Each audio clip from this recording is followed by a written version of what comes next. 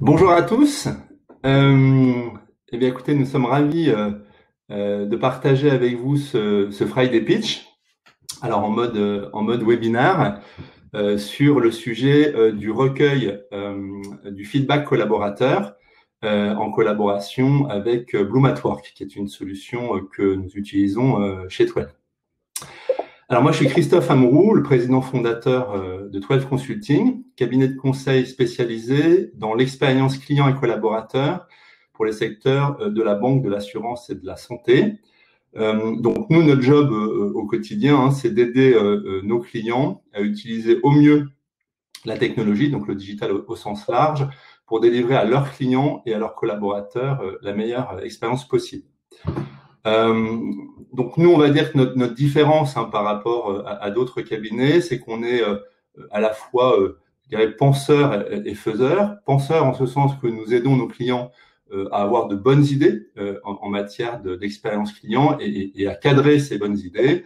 Et faiseur car nous les aidons à mettre en place les solutions qui leur permettent de concrétiser ces idées, qu'il s'agisse de solutions CRM comme Salesforce, Microsoft, d'applications mobiles ou de portail. Voilà, donc ça c'est à peu près ce que l'on fait.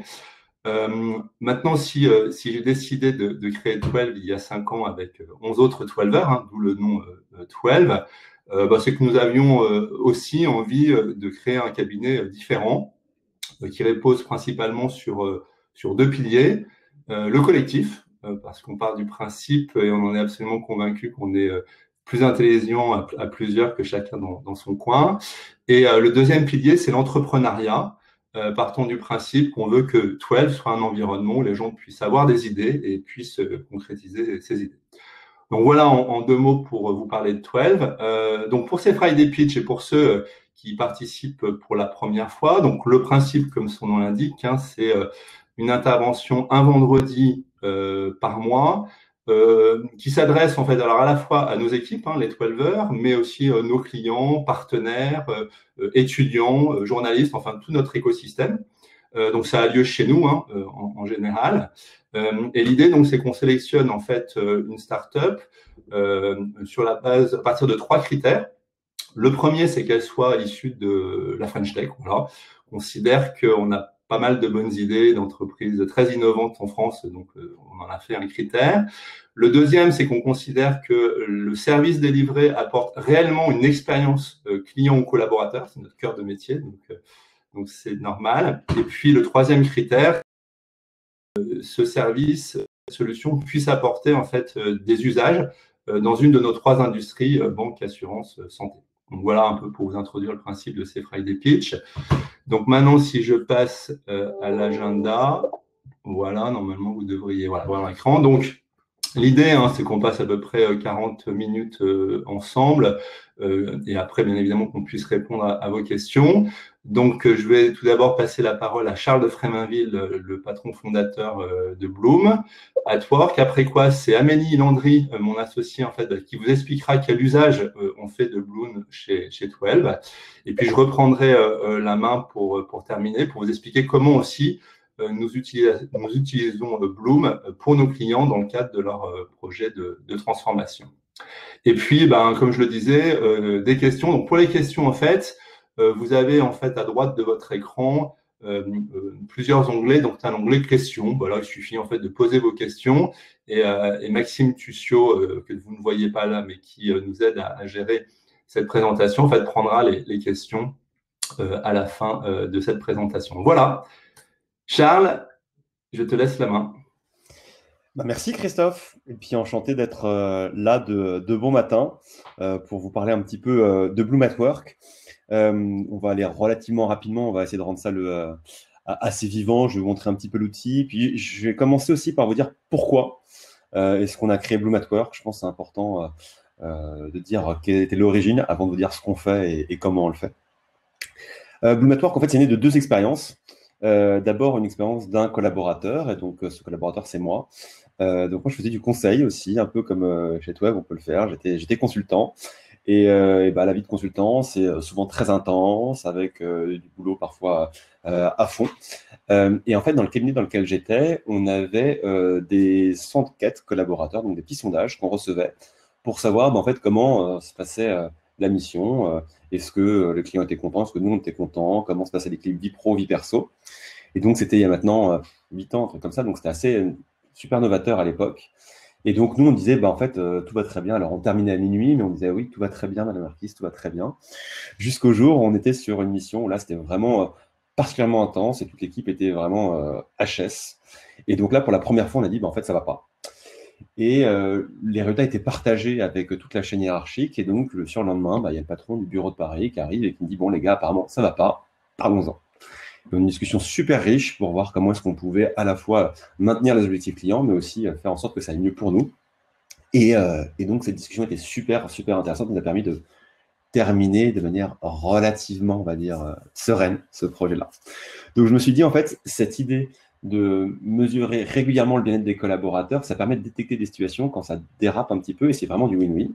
Ça, c'était ma première conséquence, mon premier insight suite à cet épisode-là. Et puis, la deuxième insight, je me suis dit, en fait, il faut que je quitte cette boîte quand même et que j'aille monter ma propre entreprise. Et donc, j'ai créé Bloom.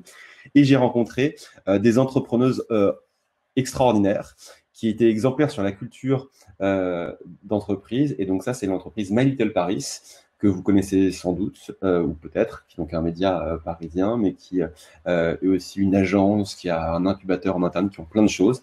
Et en fait, elles avaient aussi, pareil, cette méthodologie. Elles voulaient, elles se disent, voilà, nous, on est ravis, Charles, de t'accueillir pour que tu puisses développer ton projet. Elles m'ont financé un petit peu au départ. Et donc, c'est à la fois un vécu de collaborateur et puis une conviction d'entrepreneuse qui est au départ de Bloom at Work. Voilà. Alors maintenant, pourquoi le bien-être au travail? En fait, puisque l'engagement, ça crée de la valeur. Alors, l'idée de ce projet, c'est aussi pas de se dire on est dans le monde des bisounours, et en fait, on va parler, et comme par miracle, tout le monde va aller mieux. Si on se lance dans un projet comme Bloom at Work, c'est aussi pour dire que le bien-être au travail et l'engagement, en fait, c'est intéressant et c'est important aussi pour l'entreprise. C'est du win-win. Et donc là, quelques statistiques le montrent. D'une part, les jeunes diplômés ils considèrent le bien-être au travail comme étant très important, alors presque plus que la rémunération. Donc, je ne sais pas si c'est du déclaratif, donc je ne sais pas si la stat sur la rémunération est aussi à prendre au premier degré. Par contre, ce qui est important, c'est qu'aujourd'hui, pour une entreprise, c'est impossible de recruter des jeunes talents si on ne peut pas les rassurer sur ce bien-être au travail. Et derrière, ces jeunes talents, quand ils sont épanouis, ils sont plus productifs, moins absents et il y a moins de turnover. Et donc, c'est vraiment un élément absolument essentiel pour créer de la valeur.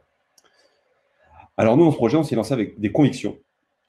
Et il y en a au moins 3. C'est qu'effectivement, l'épanouissement de l'entreprise, c'est l'affaire de tous. Et ce n'est pas juste les RH ou un Chief Happiness Officer, comme certains d'entre vous connaissent peut-être ce nouveau métier qui s'est créé. Non, c'est vraiment tout le monde qui doit être impliqué dans cette démarche-là. Et l'information, pour qu'elle marche, il faut qu'elle soit partagée de manière beaucoup plus régulière. Il y a parfois des enquêtes annuelles dans les entreprises.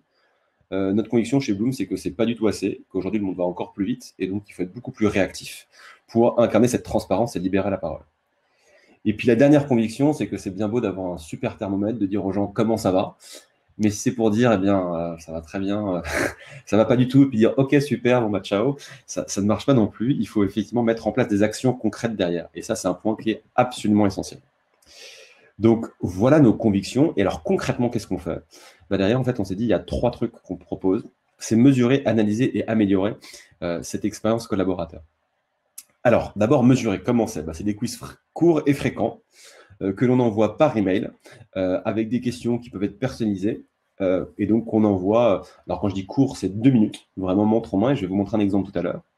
Et quand je dis fréquent, c'est une fréquence qui va varier selon le besoin client ou selon l'actualité client. On le verra, il y a des cas d'usage très, très différents chez Bloom. Mais par exemple, s'il y a un déménagement, on va faire des fréquences peut-être plus intenses, tous les semaines, par exemple.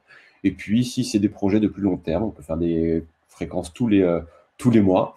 On peut aussi s'adapter en cours de route. Et puis, peut-être qu'on en reparlera tout à l'heure avec Amélie, mais chez toi, elles vont s'aussi adapter un petit peu dans ce moment-là pour la fréquence. Donc, c'est important de mesurer de manière agile. Le deuxième point, c'est l'analyse. Et effectivement, d'analyser ces résultats de manière claire et en temps réel. Et donc, concrètement, on va prendre toutes les réponses individuelles et on va les agréger. C'est-à-dire qu'on n'aura pas de réponse en disant, voilà, qu'est-ce que Charles, Christophe, Maxime ou Amélie ont pu répondre. Ça va être des résultats d'une équipe avec une taille minimum. Et derrière, on va présenter ces résultats-là sur une plateforme qui va permettre de voir les résultats en direct. Et donc, concrètement, je vais pouvoir voir, là, début avril, l'équipe marketing, en ce moment, elle ne va pas au top. On sent bien qu'il y a le confinement et que ce n'est pas top. Donc, on a peut-être un petit peu baissé par rapport au mois de mars dernier. Et puis, peut-être que le mois de mai, ce sera la fin du confinement. On verra le nombre, la participation et l'engagement qui va réaugmenter. Donc, on peut suivre comme ça et prendre le pouls des équipes. Je pense que c'est une bonne métaphore, c'est qu'avec Bloom, on arrive à prendre le pouls des équipes et voir en direct quelle est la température du moment. Et le troisième point, c'est l'amélioration. C'est ce que je disais tout à l'heure, c'est vraiment une de nos convictions clés. C'est bien beau, effectivement, de mesurer. Derrière, c'est qu'est-ce qu'on en fait derrière. Et donc, nous, on propose, en plus de ce logiciel, un accompagnement pour les RH, pour les managers, avec à la fois des ressources, c'est-à-dire des bibliothèques de contenu, mais aussi parfois des points dédiés dans lesquels on revoit les résultats avec nos partenaires pour dire, bah voilà, sur cette question, vous êtes bon, cette question-là un peu moins bonne, elle est un peu moins bonne. Voilà comment vous comparez par rapport à un benchmark. Voilà aussi les actions qu'on a pu voir chez d'autres clients que vous pourrez mettre en place. Et l'idée, c'est vraiment d'arriver à insuffler un rythme pour qu'il y ait un plan d'action concret qui sorte à la fin. Donc voilà comment on mêle le logiciel et le suivi pour arriver à avoir, in fine, une offre qui soit intégrée et qui permette d'avoir de la valeur. Et dernier petit point, si je repasse sur la page précédente, vous voyez une petite flèche aussi qui fait améliorer jusqu'à mesurer. C'est pas juste un framework trop théorique de faire comme ça. Ce qui est intéressant aussi, c'est qu'une fois qu'on a mis en place des actions, on va pouvoir mesurer leur impact sur le bien-être et l'engagement des collaborateurs. Donc, souvent, on a des clients qui disent, bah voilà, on a mis ça en place, on aimerait avoir un feedback là-dessus, et donc on peut personnaliser les questions pour mesurer l'impact des actions qu'on a mises en place. Alors, de quoi on va parler effectivement dans ces questionnaires-là? De plein de choses. Nous, on a une approche, d'abord, on a beaucoup réfléchi à ce que c'était que le bien-être au travail. Petit spoiler, le bien-être au travail, ce n'est pas une table de ping-pong et des baby-foot, ce n'est pas que ça. Ça peut y participer, c'est important, mais ce n'est pas que ça. Et on a voulu faire une analogie avec la pyramide de Maslow. Alors, je ne sais pas si tout le monde est familier avec la pyramide de Maslow, mais l'idée, effectivement, c'est de dire que les besoins d'un être humain dans sa vie tous les jours, ils vont de manière un peu crescendo, ils doivent s'empiler un petit peu les uns sur les autres, avec d'abord des besoins physiologiques primaires qui vont être juste d'être en sécurité, d'être en bonne santé, de pouvoir se nourrir, et puis progressivement, l'être humain peut aspirer à des choses plus sociales, plus créatives, et puis s'attacher à sa quête de sens. En fait, c'est la même chose au travail. Il y a d'abord des besoins primaires pour faire en sorte que ça aille bien, et c'est notamment ce qu'on appelle l'ambiance générale, la charge de travail, l'espace et les conditions de travail. Donc ces deux sous-dimensions-là vont être importantes pour ces besoins primaires. Très concrètement, ça veut dire quoi? Ça veut dire que si vous travaillez dans une cave jusqu'à minuit avec une ambiance pourrie, bah, vous aurez du mal à être effectivement bien au travail. Donc ça, c'est un petit peu la couche de base, le socle. Ensuite, il y a des besoins sociaux qui sont super importants aussi. Le feedback, la relation avec les managers et l'esprit d'équipe. C'est des éléments très différents. Et on a voulu faire du feedback un point à part entière parce qu'effectivement, dans ces besoins sociaux, le feedback est aussi ce qui permet d'entraîner une dynamique et d'améliorer progressivement les relations et de faire en sorte que, OK, j'ai une relation telle qu'elle est avec les managers, mais aussi comment est-ce que j'arrive à l'améliorer au fil du temps. Ensuite, il y a les axes de développement personnel, reconnaissance et valorisation, et puis la formation et le développement, qui sont aussi un point super important. Je peux être plutôt à l'aise dans mon travail, avoir une bonne équipe, mais si derrière je sens que je ne progresse pas, je ne suis pas valorisé pour ce que je fais, je me sens effectivement parfois un petit peu bloqué. Et puis une fois qu'on a fait tout ça, on peut s'attacher à des piliers aussi qui sont super importants. La fierté, le sens et la créativité. Alors ça, c'est un petit peu le nec plus ultra, mais c'est aussi super intéressant. Et pour tout vous dire, on a même analysé les réponses de nos clients à ces questions-là, sur ces 10 thématiques-là. Et donc, ça fait des millions de réponses qu'on a pu combiner. Et ce qui avait d'assez intéressant, c'est de voir que, en l'occurrence, la notion de sens et d'alignement, bien qu'étant tout en haut de la pyramide, et donc on pourrait dire que c'est un truc qu'on voit à la fin, avait pourtant un impact énorme sur le bien-être au global. Et donc, effectivement, parfois, on peut avoir des moments dans lesquels ça tangue un petit peu, dans lesquels on bosse un peu beaucoup, dans lesquels peut-être les relations ne sont pas au beau fixe, mais si on a un sens et on sait pourquoi on le fait et où on va, ça change profondément la dynamique de travail. Donc ça, c'est les 10 piliers sur lesquels on travaille. Sur ces 10 piliers-là, on a conçu une vingtaine de questions par pilier. Donc, on a une banque de 200 questions qu'on met à la disposition de nos partenaires, mais qui ne sont pas, obligatoires, puisqu'on peut effectivement personnaliser les questions, et j'y reviendrai tout à l'heure. Alors, là, je vais présenter un petit peu la partie conceptuelle. Je vous propose de passer peut-être à un truc plus interactif et plus vivant, et je vous propose de faire un test en direct si cela vous convient. Alors, je vais prendre la main, si cela vous convient bien. Et ça va être à mon partager l'écran, si vous le voyez. Est-ce que vous voyez mon écran? Je pense que oui. Super, je vois un petit chat qui fait un pop-up. Je pense que c'est un oui. Génial, merci à Lison. Wallison. J'ai deux amis qui se prononcent différemment. Alors, voyez, notre solution, elle arrive effectivement par email. Et donc, je peux recevoir un petit quiz mail ici. Et j'ai directement un petit éditorial qui est présent. Donc là, effectivement, on essaye, et c'est un petit peu la patte des newsletters de Metal Paris que certains reconnaîtront, de faire que chaque questionnaire soit un petit peu différent. Donc voilà, là, ce matin, votre ordi a décidé de faire 15 mises à jour alors que vous n'étiez déjà pas en avance, etc. La machine à café en panne, bon, c'est horrible. Et donc, la première question, vous allez la voir ici, et puis j'ai carrément augmenté mon écran. Voilà. Vous pouvez cliquer et répondre à la première réunion juste en cliquant sur une des 4 icônes présentes ici. Donc, la dernière réunion d'équipe, la plupart des participants, est-ce qu'ils étaient sur leur portable, ils parlaient tous en même temps, ils écoutaient le boss, ou ils écoutaient et participaient activement.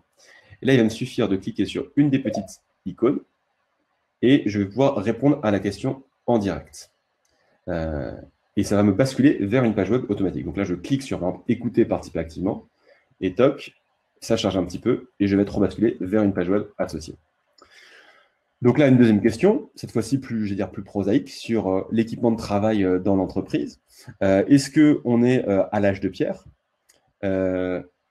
et donc il faut tout mettre à la poubelle ou au contraire, est-ce que en fait, c'est plutôt bien, et on a tout ce qu'il faut, et on est en forme pour cartonner. On a toujours cette petite espace en dessous qui est important et qui permet aussi de dire en fait pourquoi. Donc peut-être que j'étais que 4 et puis on peut dire effectivement c'est top, mais on va dire, je sais pas, le Wi-Fi est pas terrible. Voilà. Hop là.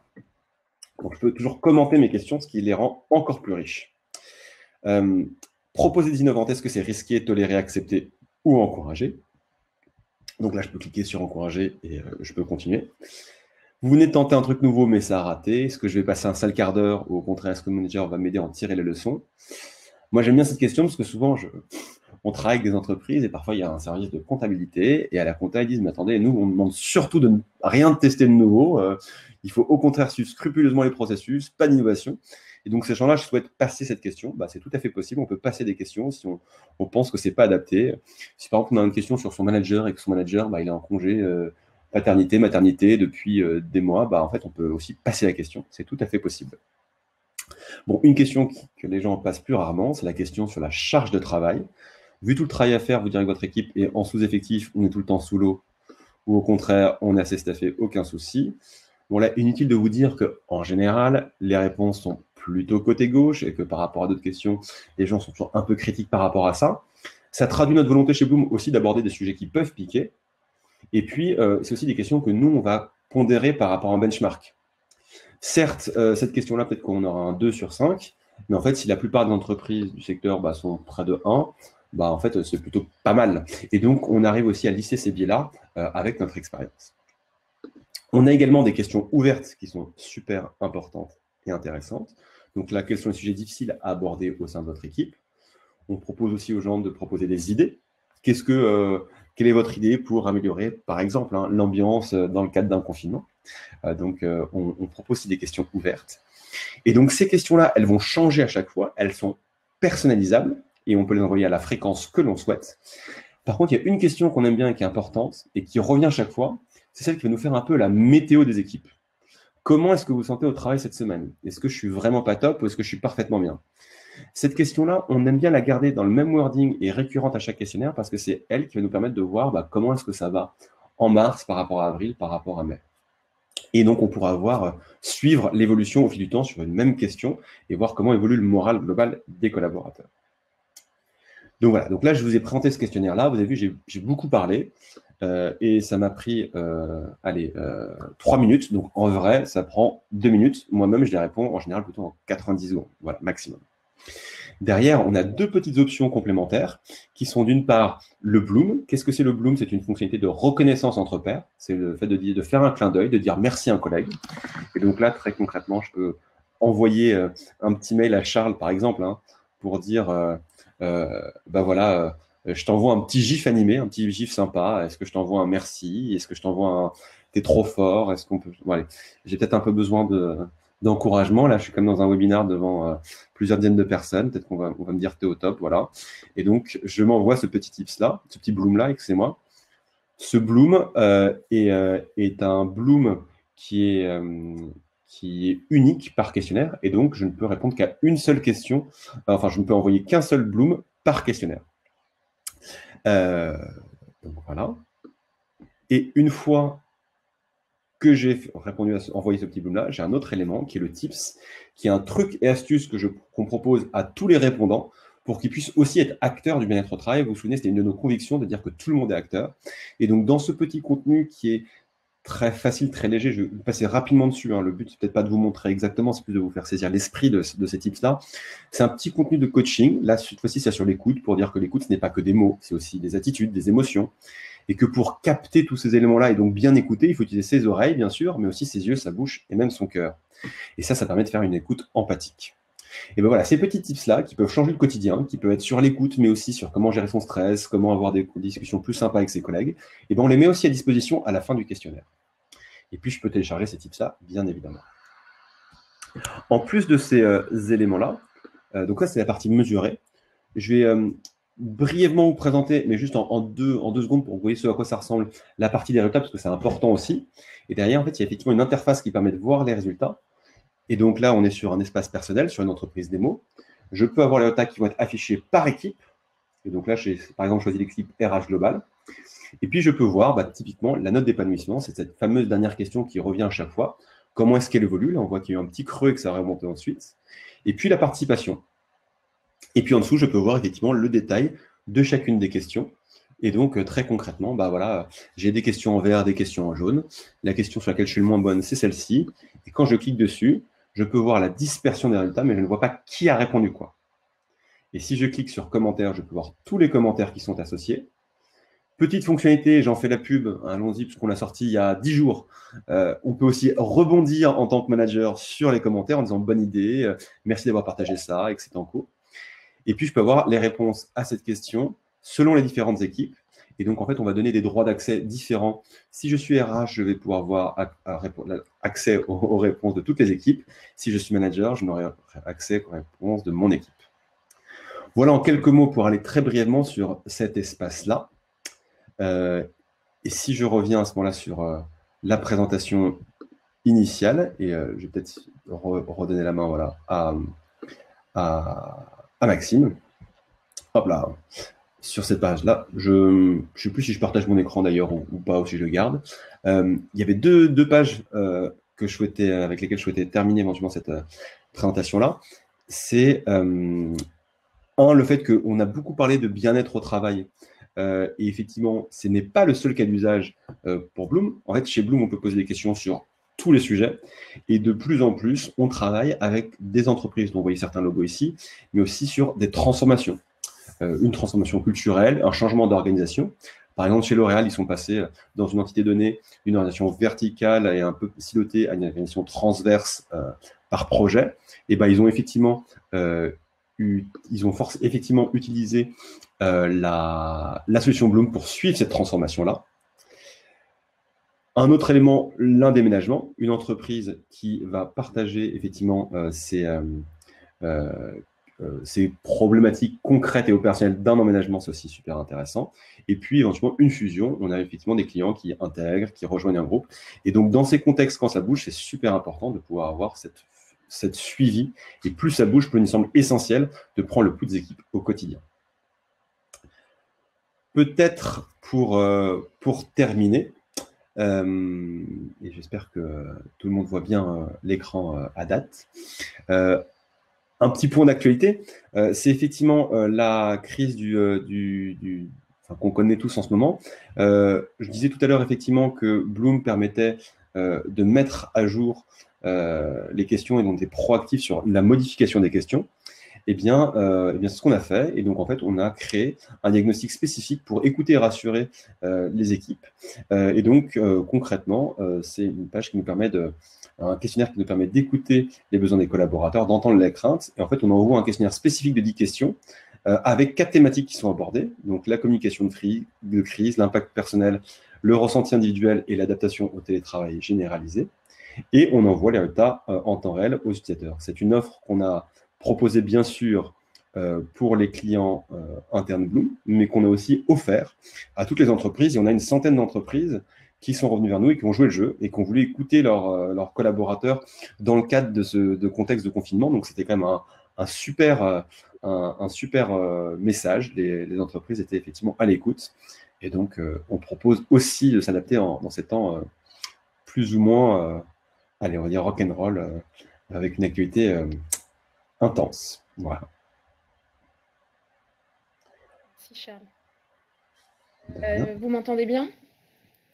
Donc, moi, je suis Amélie Landry, donc je suis cofondatrice de 12 Consulting et je travaille avec une équipe de 12 qui s'est constituée et qui constitue une équipe qui s'appelle Happy 12 et qui a vocation justement à prendre le pouls de l'humeur des 12 et on a décidé de le faire avec Bloom. Et ce que je souhaite faire aujourd'hui, donc je ne sais pas si tu peux passer à la planche suivante, c'est vous faire un peu un témoignage de quel est l'usage que l'on a aujourd'hui chez 12 de l'outil Bloom. C'était naturel. Enfin, pourquoi on est parti sur Bloom? C'est parce qu'on a trouvé l'interface et les usages simples et surtout les questions et l'esprit des questions correspondaient clairement à l'esprit 12 et était simple à comprendre. La simplicité, c'est ce qu'il y a de plus complexe finalement. On le voit nous dans les usages que l'on propose à nos clients. Parfois, faire simple, c'est difficile. Et on trouvait que tout le travail de wording qu'avait déjà fait Bloom était quelque chose qui nous intéressait. Donc, en juillet 2019, on s'est dit avec l'équipe de 12 Heures qu'on allait mettre en place Bloom. Et on a eu un succès assez rapide avec des taux de réponse importants. Donc, je vais vous parler des chiffres juste après.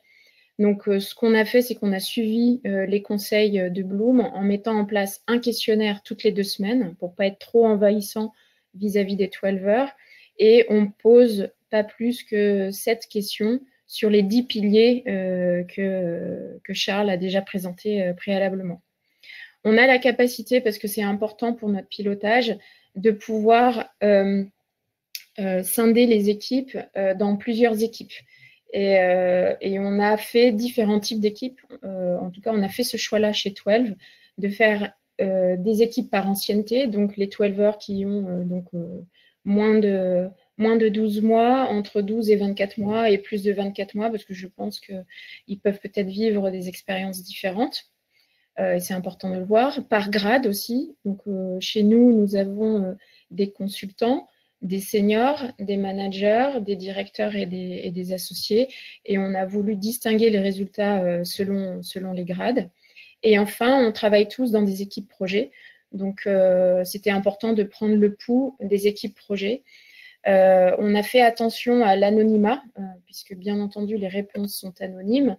Et donc, pour que ce puisse être anonyme, on a fait en sorte de respecter le minimum de personnes par équipe, qui est ça je ne sais plus, qui est de 4 ou 5. Et donc, on a respecté ça. Donc, les équipes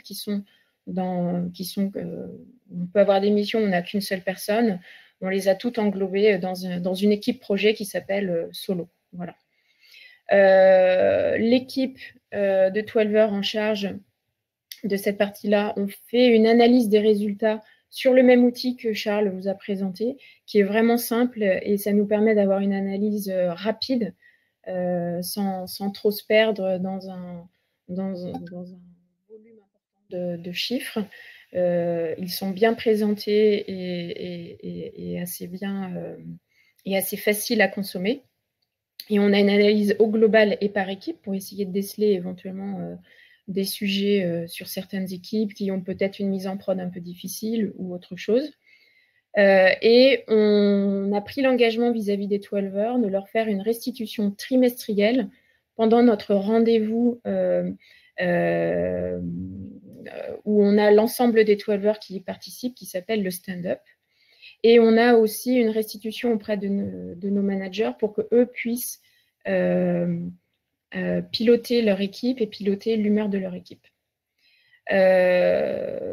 Pour rebondir sur ce que tu disais, Charles, bien entendu, quand on a des notes qui sont plutôt satisfaisantes, ben voilà, on est assez content de voir que tout ce que l'on met en place satisfait nos 12ers, mais surtout dès qu'on voit des notes un peu plus basses, c'est là où on essaye de creuser, d'essayer de comprendre quel est le poil à gratter, je dirais, et c'est là où on met en place certaines actions. Donc, pour vous dire, on a détecté un sujet sur le bruit à un moment donné où le vendredi, il y avait trop de monde, puisqu'en général, le vendredi, tout le monde est chez 12. Eh bien, on a rappelé au travers de notre communication interne quelles étaient l'ensemble des salles de réunion qui étaient disponibles, que ce soit au 4e étage chez nous ou au 3e. Le 3e était mal utilisé, où il y avait peu de personnes qui descendaient. Donc, ça a permis de rééquilibrer les choses. On avait aussi un sujet autour justement d'espace et d'aménagement d'espace pour avoir des coins de tranquillité. Donc, c'est un sujet sur lequel on est en cours d'action. On a monté une équipe qui se charge de réfléchir à l'aménagement de nos 2 plateaux, du 4e et du 3e. On est en train de voir des architectes en ce moment pour pouvoir réaménager le locaux et répondre à ce sujet d'avoir des espaces de tranquillité. Et enfin, côté administration, parce que c'est vrai qu'il y a les usages de nos 12ers, mais après, côté administration, ce que l'on apprécie, nous, l'équipe, c'est que déjà, on n'a pas trop de travail à effectuer sur les questions qui sont déjà toutes pertinentes. On a quelques wordings à faire ou quelques questions qui ne correspondent pas à l'esprit 12 que l'on peut se permettre de supprimer, mais c'est vraiment à la marge. Et surtout, ce que l'on apprécie, c'est l'adaptabilité de l'équipe. C'est-à-dire que dès que le Covid et le confinement ont été annoncés par l'État, quasiment le lendemain, on a eu un email de l'équipe pour nous proposer de faire des questions dédiées sur le Covid et qui avaient été déjà préparées par l'équipe Bloom. Et donc, nous, on leur a juste demandé de passer à une fréquence hebdomadaire au lieu de toutes les 2 semaines pour qu'on puisse prendre le pouls assez rapidement et voir tout de suite s'il y avait un sujet pour les équipes vis-à-vis du confinement.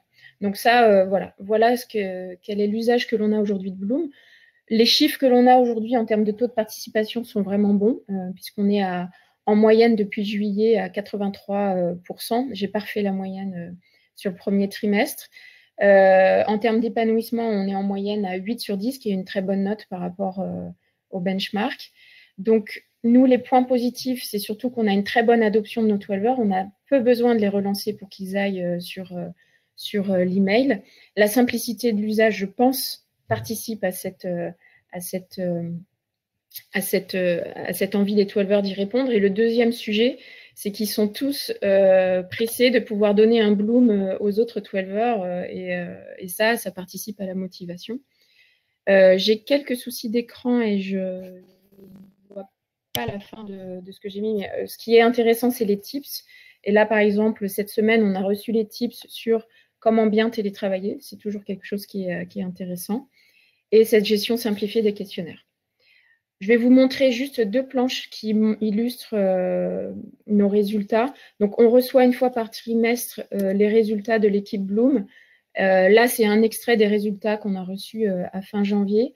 Comme vous pouvez voir, vous voyez nos notes sur les différents types de besoins aspirationnels, développement personnel, besoins sociaux et besoins primaires.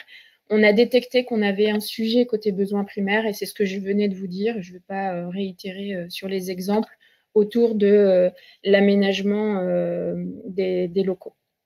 Et nous, on se permet de faire un petit zoom supplémentaire pour pouvoir voir pilier par pilier, en tout cas sur les piliers qui sont soit les plus forts ou les piliers qui sont les plus faibles, de pouvoir faire un récapitulatif à la fois de la note au global et le montrer aux 12ers et de montrer aussi l'ensemble des commentaires qui ont pu être restitués.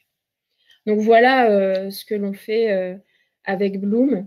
On est aujourd'hui très satisfait de notre expérience et je pense que l'on va continuer on va continuer encore longuement avec vous. Voilà.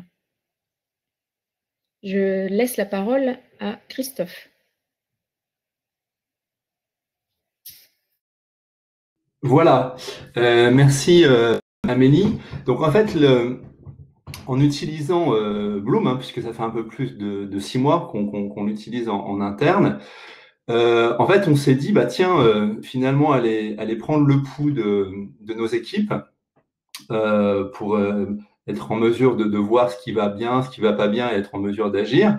Bah, c'est peut-être pas complètement idiot d'avoir la même approche dans le cadre des grands projets de transformation sur lesquels. Et si on peut juste passer le slide, Maxime, s'il te plaît. Et donc, par rapport à ça, en fait, nous, notre vision hein, de la transformation, c'est que ça passe par la bonne compréhension du métier de nos clients. C'est pour ça qu'on s'est spécialisé sur 3 industries. La capacité à bien mettre en place des solutions, donc la compétence technologique qui permet de concrétiser les idées et les enjeux métiers, mais c'est aussi la capacité à faire en sorte que toutes ces solutions-là, ce digital, soient bien utilisées par les clients et par les collaborateurs. Et donc, en fait, ça, c'est, on va dire, l'accompagnement du changement au sens large, qui est aujourd'hui plus que jamais un enjeu très fort. Donc, en fait, nous, on a une démarche globale, en fait, sur la partie accompagnement du changement. Et je vais vous expliquer un peu comment est-ce qu'on a plugué, finalement, Bloom sur cette approche globale. Donc là, sur le slide, je ne vais pas rentrer dans le détail, mais vous voyez en fait les grandes dimensions, les grands piliers en fait de l'accompagnement du changement.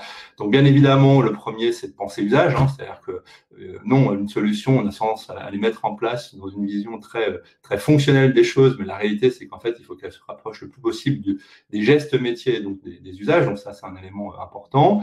Deuxième point, c'est tout ce qui tourne autour de la communication, savoir bien communiquer dans le bon timing auprès des bonnes équipes et de façon efficace. Troisième point, c'est la formation. On a beau faire des solutions intuitives, néanmoins, il va falloir à un moment donné expliquer aux uns et aux autres comment est-ce qu'ils vont pouvoir utiliser au mieux ces solutions pour leur apporter un bénéfice métier. Et puis le quatrième axe, et c'est celui-ci sur lequel en fait on utilise aujourd'hui Bloom chez nos clients, c'est tout ce qui tourne autour du pilotage de l'adoption, puisque bien évidemment, l'idée de tout ça, c'est d'être en mesure de voir dans quelle mesure, effectivement, les actions de change ont un effet sur l'adoption. Donc, si on passe en fait au slide suivant qui va vous permettre un peu justement d'avoir le zoom sur la partie pilotage. Donc, en fait, le principe est le suivant, hein, c'est que la première chose à faire, et pas au moment du lancement du projet, en fait, c'est de définir les indicateurs qui vont justement permettre de mesurer le succès du projet. Donc, en fait, il y a 3 grandes catégories d'indicateurs qui permettent de voir si globalement ça marche. C'est l'adoption, d'accord? Donc, l'adoption des bonnes pratiques, donc la capacité des utilisateurs à utiliser les solutions. Il y a en fait l'utilité business. Se connecter, c'est bien. La question, c'est est-ce qu'en me connectant, je vais apporter un levier à mon quotidien d'un point de vue métier. Et puis, le troisième indicateur, catégorie d'indicateurs, c'est la satisfaction. Donc, en fait, par rapport à ça, c'est nos 3 grands nos 3 typologies d'indicateurs. Et puis après, une fois qu'on a défini les indicateurs, en fait, il faut se poser la question, comme le disait Amélie tout à l'heure lorsqu'elle parlait de 12, et en fait, la question des personas. Alors, chez 12, c'est par grade, par ancienneté, par projet. Là, sur nos projets, en fait, on va raisonner plus équipe projet versus futur utilisateur, équipe marketing, équipe vente, équipe service. Et puis, on va définir un certain nombre d'axes d'analyse qui pourront être un axe géographique, un axe marché, canal de distribution. Donc, ça, c'est le travail qu'on fait préalablement. Et une fois qu'on a fait ça, après, il y a l'idée de pouvoir administrer à une fréquence que l'on définit, en fait, des questionnaires qui vont permettre justement de recueillir le retour des utilisateurs. Donc ça, c'est le principe. Et maintenant, si on regarde dans le slide d'après, très concrètement, en fait, comment ça se passe. Donc, en fait, là, vous retrouvez les 3 grandes typologies d'indicateurs, hein, donc adoption, satisfaction et utiliser business. Donc, en fait, on voit là les exemples de questions qui peuvent se poser sur chacun de ces indicateurs. Adoption, est-ce que les utilisateurs se connectent? Est-ce qu'ils adoptent les bonnes pratiques en matière de compte rendu de réunion, de gestion des opportunités? Et puis après, d'un point de vue business, ils pratiquent bien, d'accord, mais finalement, est-ce que tout ça, ça leur permet d'améliorer leur connaissance client, d'augmenter le taux de transformation de leurs propositions, de mieux collaborer, donc là, des impacts métiers. Et puis après, il y a la partie satisfaction. Et donc là, l'idée, c'est de pouvoir envoyer donc aux populations dont j'ai parlé tout à l'heure, hein, donc équipe projet ou futurs utilisateurs avec la segmentation qu'on aura définie préalablement, et de pouvoir envoyer en fait ce questionnaire à la fois avant, pendant, après, pour mesurer à chaque fois la satisfaction des utilisateurs et être capable justement de leur apporter des réponses. Donc voilà un peu en quelques mots comment est-ce que finalement on a décliné un usage qui était un usage 12 en usage en fait extrêmement pertinent dans le cadre des grands projets de transformation que nous accompagnons pour nos clients. Voilà, donc je crois qu'il est 12h15, donc bah, ça va, on a à peu près respecté le timing. Donc peut-être, Maxime, tu peux prendre… Ouais. Alors pour l'instant, on a eu une seule question de Jean-Baptiste qui demandait quels sont les liens, les différences avec, alors j'imagine que c'est un terme anglais, GMTs, et Great Place to Work. GMT, on ne sait pas ce que c'est. Si éventuellement Jean-Baptiste, vous êtes là pour préciser la question. Mais sinon, Charles, peut-être déjà dans un premier temps sur la partie Great Place to Work. Ouais, volontiers. Alors, peut-être pour ceux qui ne connaissent pas forcément ce que c'est Great Place to Work, c'est effectivement un audit. Donc, c'est un label et une photo de votre entreprise à l'instant T. Et donc, il propose en fait, effectivement, de faire un questionnaire pour mesurer le niveau d'énergie des collaborateurs. Et en fonction de cela, ils peuvent ou pas vous labelliser Great Place to Work avec un classement qui est associé. Donc, c'est vraiment plutôt orienté image de marque, c'est plus marque employeur, parce qu'effectivement, ce classement-là, on aura tendance à le partager, à le publier, à le rendre public. Et c'est une photo à un instant T. C'est un audit qu'on peut répéter éventuellement tous les ans, mais qui est ponctuel.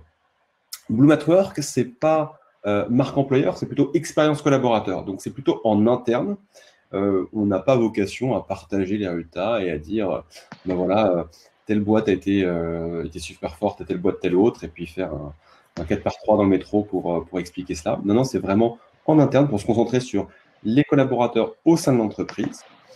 Et puis, pour le coup, c'est pas juste une photo un instant T d'une année, c'est vraiment plein de photos au fil du temps, avec donc une fréquence importante. Moi, j'aime bien la métaphore de la photo et de la vidéo. Donc, on est plein de photos mis bout à bout, et donc ça permet de voir une vidéo et de voir les évolutions au fil de l'an. Donc, c'est deux usages différents. Et d'ailleurs, c'est assez intéressant, parce que parfois, il y a des gens qui commencent par une initiative Great Place to Work et qui, dans la foulée, vas-y, maintenant, pour aller plus loin, on va prendre du Bloom pour aller à faire vivre et rythmer cette démarche au fil du temps. Voilà. Super. Alors, on n'a pas eu de précision de la part de Jean-Baptiste. On a une question de Radia qui demande si toute l'équipe peut voir le Bloom Award. Entre parenthèses, je ne sais pas comment ça s'appelle. J'imagine que c'est peut-être les résultats de l'enquête au sein d'une équipe en particulier. Je ne suis pas certain. Non. Je ne suis pas certain. Tu veux y aller, Christophe, ou Moi, je comprends que c'est plutôt le Bloom qu'on envoie à la fin du questionnaire. Tu comprends comme moi? Oui. Eh ben, moi, j'ai pas compris ça. Enfin, je sais pas. Alors, il y a deux choses. En fait, alors, je vais faire votre pub aussi un petit peu à 12. Et tout à l'heure, Amélie disait que vous aviez une bonne note. Et effectivement, vous êtes effectivement assez exemplaire en termes d'expérience collaborateur. Il y a effectivement le Bloom tout court. Ça, c'est effectivement le nom de la fonctionnalité de reconnaissance. Et ça, pour le coup, c'est quelque chose qui est totalement bilatéral. C'est-à-dire que les gens ne voient pas qui les a reçus. Enfin, c'est-à-dire que moi, je ne peux pas voir, par exemple, combien de Bloom Maxime a reçu et qui les lui a envoyés. Donc, c'est vraiment juste, je reçois un email, mais ils ne sont pas comptabilisés, il n'y a pas de classement. Donc, ce n'est pas du tout instrumentalisé. Donc, ça répond peut-être à la question de qui peut voir quoi. Même les RH ne peuvent pas dire, tiens, en fait, on va féliciter celui qui a reçu le plus de Bloom. Ça n'existe pas. C'est vraiment juste gratuit, entre guillemets, et on pense que ça fait aussi sa valeur. Et puis, un deuxième point, alors moi, j'avais compris aussi comme ça, c'est que nous avons organisé chez Bloom à l'automne dernier les Awards du bien-être au travail. Et effectivement, il faut savoir qu'on a en fait fait un appel à la candidature, donc des entreprises qui avaient mis en place des initiatives pour le bien-être au travail. et que que 12 avait gagné un de ces Bloom Awards. Alors, je ne sais pas comment, peut-être que j'ai mal compris la question en même temps ça, je me trompe peut-être, mais effectivement, 12 aussi a été assez top, puisque ce jury, dont nous ne faisions pas partie chez Bloom, c'est un jury indépendant, a remis un Bloom Award à 12, qui est, je crois, dans vos bureaux, à côté de la cafette. Absolument. Donc, je regarde les questions. J'ai une question concernant l'offre Covid-19 proposée par Bloom at Work. Comment ça marche exactement? Donc, Charles. Alors, l'offre Covid-19, on l'a conçue le vendredi avant le confinement. On s'est dit, là, il y a un truc qui va arriver et ça va totalement changer les usages internes en entreprise. Et donc, on a conçu 10 questions en se disant, en fait, le 100% télétravail, c'est très, très différent du télétravail un jour par semaine ou de simples missions de conseil dans lesquelles on est off. Donc, on a vraiment pensé ces questions-là sur les 4 thématiques que j'ai détaillées tout à l'heure, mais que je peux redire. C'est à la fois comment est-ce que l'entreprise communique sur la situation, est-ce qu'en titre personnel, je me sens stressé de cette situation-là, quel impact je pense que ça va avoir sur l'entreprise, et puis concrètement, est-ce que j'ai les outils et les moyens pour faire du télétravail. Et donc, on a des questions sur ces 4 thématiques-là. C'est un diagnostic one-shot. Donc, pour le coup, c'est 10 questions qu'on envoie une fois. On n'a pas vocation à les envoyer toute l'année, parce que ce serait Inch'Allah, le confinement devrait être arrêté d'ici la fin de l'année, j'espère.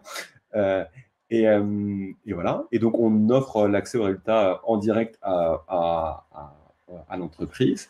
C'est une offre qui est donc qu'on a conçue spécialement pour cela. Et donc, ce diagnostic est offert aux entreprises qui souhaitent en bénéficier. Et donc, ça marche très, très bien pour l'instant. Et on sent que les collaborateurs ont vraiment envie de s'exprimer dans cette période-là. Donc, on est ravis de proposer ça au plus grand nombre. Merci, Charles. Donc, pour l'instant, je ne vois pas d'autres questions. Donc, si vous en avez d'autres, n'hésitez pas, que ce soit via les questions de chat, de la même manière. Voilà. J'étais mes fautes de frappe depuis sur iPhone. J'ai répondu à ta question. Voilà, écoutez, pas d'autres questions, donc n'hésitez pas en tout cas à revenir vers nous si vous souhaitez aller un peu plus loin sur le sujet. On répondra à vos questions et avec plaisir. Effectivement, Amélie parlait de notre expérience et je pense que d'une manière générale pour les dirigeants d'entreprise, je pense que c'est extrêmement intéressant de pouvoir justement avoir ce feedback. Et j'insiste là aussi très fortement sur le fait que ça ne fonctionne qu'à partir du moment où vous mettez en place des choses. Voilà. C'est-à-dire qu'en fait, les gens, d'une manière générale, sont extrêmement sollicités de toutes parts.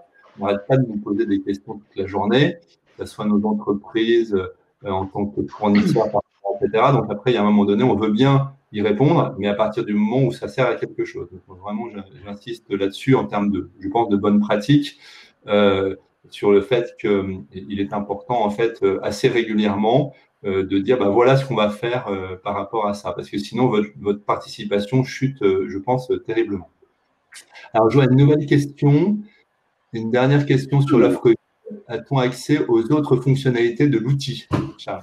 Il y a une autre question également de Radia qui a été posée juste avant, mais on enchaînera les deux peut-être. Okay. Ouais. Alors, pour réponse à Garance, oui. L'offre Covid inclut la possibilité d'envoyer un Bloom, donc la fonctionnalité de reconnaissance, et les tips, la fonctionnalité effectivement de contenu disponible. Donc, c'est exactement l'offre Bloom classique avec voilà, ces deux éléments-là. Voilà, c'est assez clair. Et pour Radia, effectivement, quand on implémente Bloom, avec quel service on travaille en général? Alors, je dis en introduction que le bien-être au travail, c'est l'affaire de tout le monde, mais néanmoins, il y a parfois des chefs d'orchestre. Ça dépend vraiment tout de même de type d'usage qu'on peut avoir. Christophe a évoqué notamment le contexte de transformation. Et nous travaillons parfois effectivement avec les directeurs et les pôles transformation des entreprises pour arriver à suivre la transformation en tant que telle.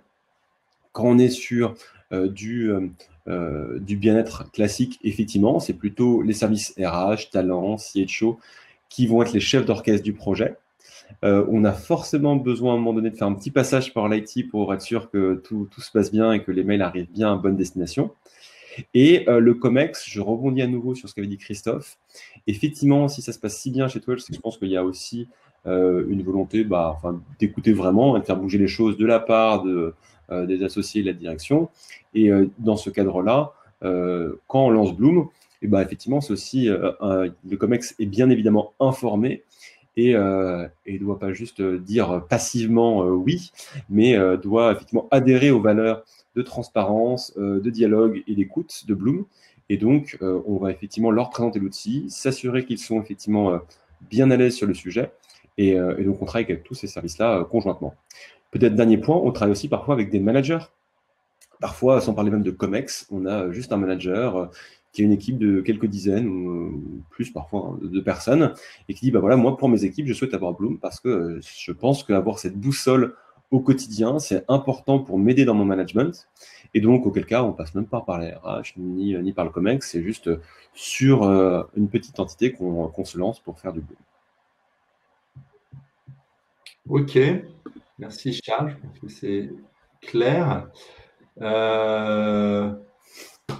Voilà, pas d'autres. Une dernière remarque de joueur qui n'est pas une question, mais qui dit qu'elle appréciait beaucoup Bloom at Work chez Twelve et de pouvoir envoyer des petits Blooms à ses collègues. Voilà, c'était juste gratuit. Je crois qu'effectivement, ce Bloom, ça fait alors là, il faut vivre l'expérience, parce que là, bon, on en parle, mais c'est vrai que c'est assez sympa à la fin du questionnaire de dire tiens, avec qui j'envoie ce Bloom, dans un contexte, comme le disait Charles, où en fait, il n'y a pas de statistiques autour, il n'y a pas de suivi, voilà, c'est quelque chose de gratuit, et je pense qu'on a autant de plaisir à envoyer qu'à recevoir. Donc, voilà, par rapport à ce petit Bloom. Bien, mais écoutez, merci à tous pour votre participation. J'espère que ce Friday Pitch vous aura plu. Et merci à toute l'équipe qui l'a organisé, Maxime, Charles, et puis les équipes côté Bloom. Voilà, je vous souhaite à tous une très bonne journée. Beaucoup. Merci, au revoir. Au revoir.